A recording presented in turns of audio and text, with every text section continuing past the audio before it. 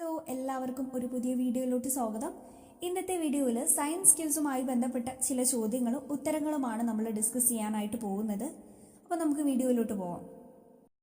ഒന്നാമത്തെ ചോദ്യം ഇതാണ്: ഒന്നിൽ കൂടുതൽ ലെൻസുകൾ ഉപയോഗിക്കുന്ന മൈക്രോസ്കോപ്പുകൾക്ക് പറയുന്ന പേരെന്ത്?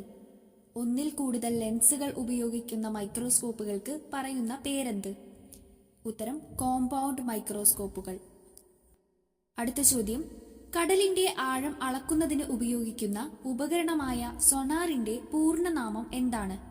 കടലിന്റെ ആഴം അളക്കുന്നതിന് ഉപയോഗിക്കുന്ന ഉപകരണമായ സൊണാറിന്റെ പൂർണ്ണനാമം എന്താണ്? ഉത്തരം സൗണ്ട് നാവിഗേഷൻ ആൻഡ് റേഞ്ചിങ്. SONARന്റെ പൂർണ്ണനാമമാണ് സൗണ്ട് നാവിഗേഷൻ ആൻഡ് റേഞ്ചിങ്. അടുത്ത ചോദ്യം: ന്യൂക്ലിയർ ഊർജത്തെ വൈദ്യുതിയോർജ്ജമാക്കി മാറ്റുന്ന സംവിധാനമാണ് ന്യൂക്ലിയർ റിയാക്ടർ. ന്യൂക്ലിയർ റിയാക്ടറിൽ ഇന്ധനമായി ഉപയോഗിക്കുന്നത് എന്താണ്? ന്യൂക്ലിയർ ഊർജത്തെ വൈദ്യുതോർജ്ജമാക്കി മാറ്റുന്ന സംവിധാനമാണ് ന്യൂക്ലിയർ റിയാക്ടർ. ന്യൂക്ലിയർ റിയാക്ടറിൽ ഇന്ധനമായി ഉപയോഗിക്കുന്നത് എന്താണ്? ഉത്തരം യുറേനിയം 235. അടുത്ത ചോദ്യം: മൈക്രോസ്കോപ്പിൽ സൂര്യപ്രകാശം പ്രതിഫലിപ്പിക്കുന്നതിനുള്ള ദർപ്പണം എന്താണ്? മൈക്രോസ്കോപ്പിൽ സൂര്യപ്രകാശം പ്രതിഫലിപ്പിക്കുന്നതിനുള്ള ദർപ്പണം എന്താണ്? ഉത്തരം സമതല ദർപ്പണം. അടുത്ത ചോദ്യം: മൈക്രോസ്കോപ്പിൽ കൃത്രിമ പ്രകാശം പ്രതിഫലിപ്പിക്കുന്നതിനുള്ള ദർപ്പണം എന്താണ്? മൈക്രോസ്കോപ്പിൽ കൃത്രിമ പ്രകാശം പ്രതിഫലിപ്പിക്കുന്നതിനുള്ള ദർപ്പണം എന്താണ്? ഉത്തരം കോൺകേവ് ദർപ്പണം. അടുത്ത ചോദ്യം: മൈക്രോസ്കോപ്പിന്റെ പ്രകാശ തീവ്രത ക്രമീകരിക്കാൻ സഹായിക്കുന്ന ഭാഗം ഏതാണ്? മൈക്രോസ്കോപ്പിന്റെ പ്രകാശ തീവ്രത ക്രമീകരിക്കാൻ സഹായിക്കുന്ന ഭാഗം ഏതാണ്?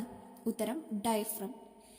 അടുത്ത ചോദ്യം: മൈക്രോസ്കോപ്പിന്റെ ആവർത്തന ശേഷി എന്നറിയപ്പെടുന്നത് എന്ത്? മൈക്രോസ്കോപ്പിന്റെ ആവർത്തന ശേഷി എന്നറിയപ്പെടുന്നത് എന്ത്? ഒബ്ജക്റ്റീവിലും ഐപീസിലുമുള്ള സംഖ്യകളുടെ ഗുണനഫലം. അടുത്ത ചോദ്യം: ലളിതമായ മൈക്രോസ്കോപ്പിന്റെ സഹായത്താൽ കോശങ്ങളെ ആദ്യമായി നിരീക്ഷിച്ചത് ആരാണ്? Robert hook. 1665 ഇദ്ദേഹം കോശം കണ്ടെത്തിയത്. അടുത്ത ചോദ്യം: കോശകേന്ദ്രമായ ന്യൂക്ലിയസ് കണ്ടെത്തിയത് ആരാണ്? കോശകേന്ദ്രമായ ന്യൂക്ലിയസ് കണ്ടെത്തിയത് ആരാണ്? ഉത്തരം റോബർട്ട് ബ്രൗൺ. 1831 ഇദ്ദേഹം ന്യൂക്ലിയസ് കണ്ടെത്തിയത്. അടുത്ത ചോദ്യം: സസ്യശരീരം കോശങ്ങളാൽ നിർമ്മിതമാണ് എന്ന് കണ്ടെത്തിയത് ആരാണ്? സസ്യശരീരം കോശങ്ങളാൽ നിർമ്മിതമാണ് എന്ന് കണ്ടെത്തിയത് ആരാണ്? ഉത്തരം MJ ഷ്ലൈഡൻ.